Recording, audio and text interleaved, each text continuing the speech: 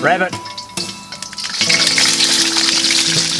How you doing there? Welcome to my kitchen, my bush kitchen. Check out the fat on this rabbit I shot a couple of days ago. That is fat as, bro. It's got some serious hinu on. Look at the fat.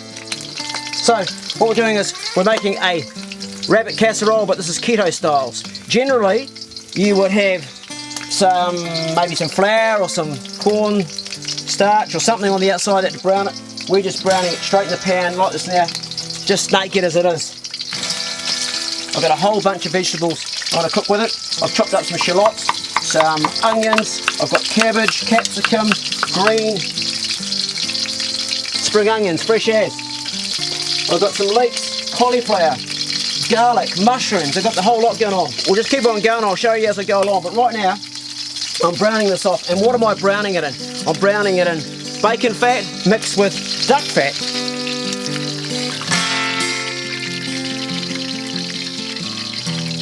Somebody smelt the bacon cooking, didn't they, Poe?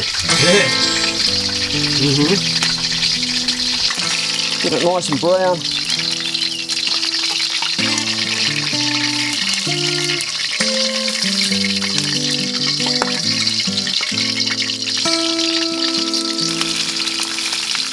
That's our last two bits of rabbit sorted. They are ready to go into the camp oven once we've got our onions cooked and glazed. So in the pan now we've got that nice mixture of the blood that's come out of the rabbit, the duck fat and the bacon fat. A handful of onions in the wok.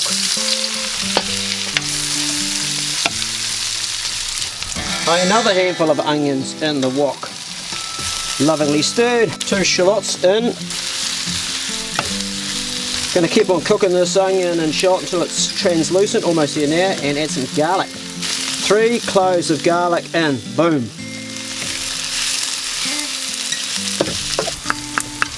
I'm going to cut those 2 suckers up and put them in. Fresh ginger. Ginger in for heat and for taste. Looking good, looking really good. Right, bit of a, I think it's a dry. Someone who's a wine expert tell me, is that a dry? I'm going to glaze with that into the pan.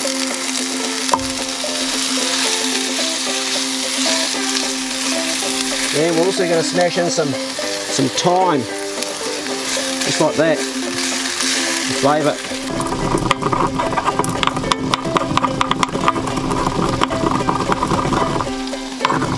Looks pretty good to me. Pepper in, just to add some more heat. Apple cider vinegar, not too much. Say 1 lid and a half, no, almost 2. Chicken stock in.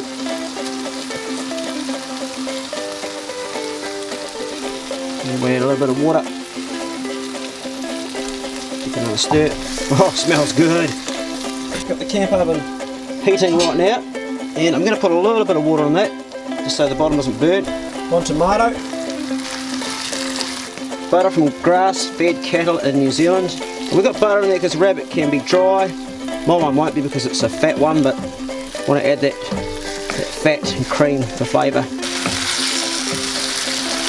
We can put this now into our camp oven.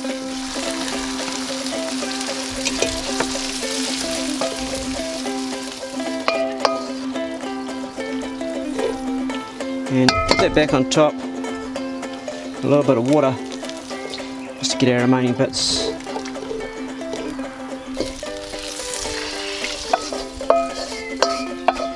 Righto, we're going to brown our vegetables, our mushrooms and capsicums and stuff on that, but right now we're going to put the main star of the attraction into the pot.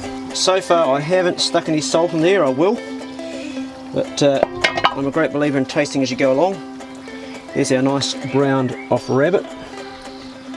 We're going to leave it in here for around about 80 minutes. Come back to that in a minute, just check it. A little bit more duck fat in there. It's gone liquid because it's so close to the heat I'm working with. Absolutely delicious mushrooms. These guys just complement rabbit so much. In fact, most wild game mushrooms are good, if I find. Really, really beautiful capsicums. Going to chop them up and do them after the mushrooms. These mushrooms are browned nicely. Straight in. Just like that. Boom. Get it lightly browned in the pan. I think we can turn that down a wee bit. Just slowly cook it there. Looking pretty good. Hell yeah, it smells great. Woohoo! Leeks, one of my favourite vegetables. I'm going to put about half this in. Leeks in. A couple of lids of apple cider vinegar just for tang. Always nice with the vegetable. Got nice colour there. Looking really good. Going to give those about 5 more minutes. The humble cabbage. Highly underrated and very nutritious. Cabbage in. I'm just going to let it walk past the fry pan, as my daughter would say. Okay, freshly ground pink Himalayan salt over my vegetables, and a pretty good amount really. What we're going to do here is we're going to stick our cauliflower into the pot. Hallelujah. Just turned over the meat and added a little bit of salt. Our rabbit's been cooking for exactly 1 hour, and I'm just going to put in a little bit of thyme, just like that. I can tell you folks, it just smells divine. Wow, that's looking good. I've turned my vegetables off. I'm going to turn them over. Because we're doing keto, we want lots of fat. You can put olive oil on this if you want to. I'm going to put some more butter right in there. Let that melt and do its thing. Remember, rabbit is quite dry, has low fat, although my one is a particularly fat rabbit, so we want to have a high fat content when we're cooking our rabbit. Check as you go along. Here's the spoon. Let's have a wee taste. I can tell you it smells really good from here. Man, it smells good. Perfection. The meat chance to do the other side again. In another 30 minutes it'll be falling to bits. Check it out, this is my dessert. Now if I was working in a restaurant I'd be told off because there are bits of strawberry on my lemon. I didn't clean the knife in between cutting up. But it's still going to taste bloody delicious. In the inside we've got underneath this coconut cream here, we've got blueberries, frozen blueberries, sort of making their own ice cream as they freeze up. On the outside we've got frozen boysenberries, and around that we've poured cow's cream, thick cream. So you've got your coconut cream on the inside, your cow's cream or milk cream on the outside, and then you've got your strawberries. I've got one strawberry lightly chopped. I've got some lemon for presentation, but also nice to get that tang in between. You can suck on that and then go back to your dessert. It's a nice contrast between the sweet and the sour. There is probably enough berries there to almost knock you out of ketosis if you're on the keto diet.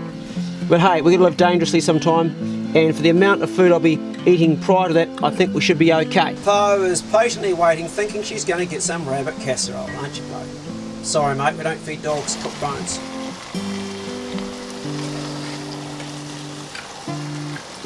Smells delicious.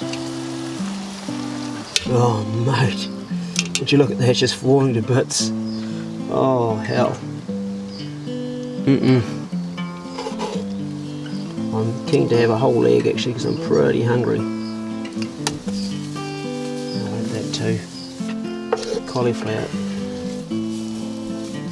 It's like a sauce on top of it. Bottom of the pot. It's like a natural gravy, look at that. Hallelujah. Not going to happen, dogs. Oh, I'm salivating, man. Well, it's that time of the day I've been waiting for. I'm a 1 meal a day man, so I really love it when I get to eat my first meal of the day, which as you can see is my rabbit casserole. How does it taste?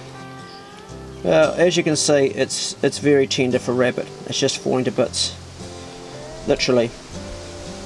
Really, it doesn't look dry. We'll put a bit of sauce on it too. I've been tasting as I'm going along, so I can tell you already it tastes good.